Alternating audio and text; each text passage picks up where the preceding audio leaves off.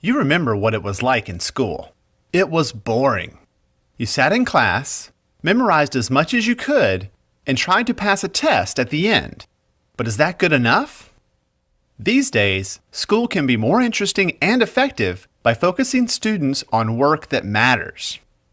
This is project-based learning explained. Most adults live in a world of projects.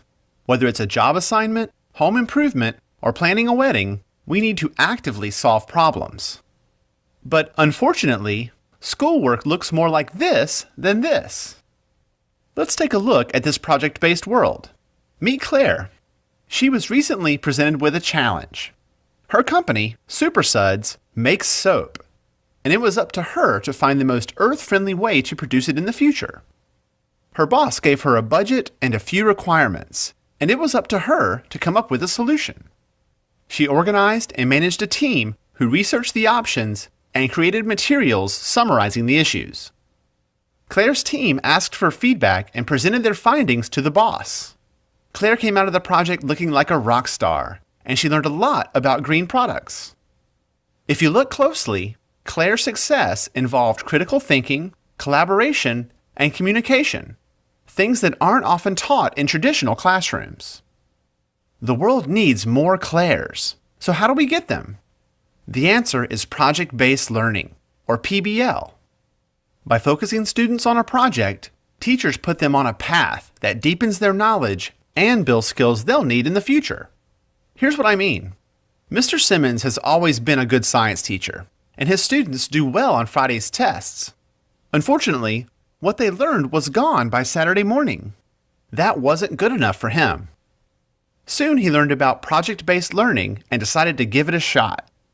Mr. Simmons got the idea for his first project on microorganisms when nearly half of his students were suddenly absent with the flu.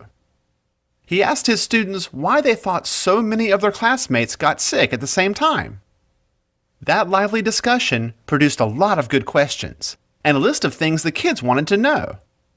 Mr. Simmons then announced their project was to help elementary school kids understand, how can we not get sick?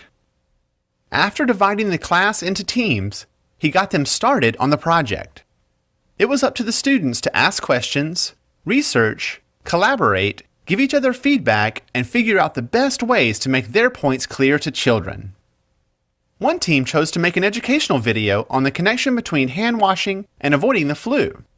Another chose to create posters to show how viruses spread.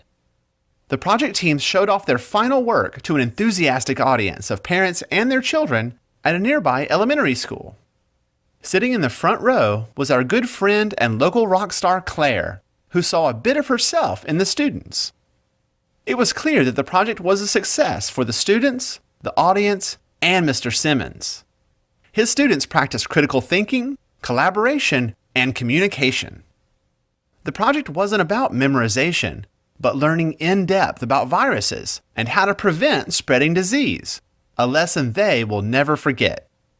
At the end of the presentation, Claire introduced herself to the students and told them that they were rock stars and that the world needs more people who can think like them.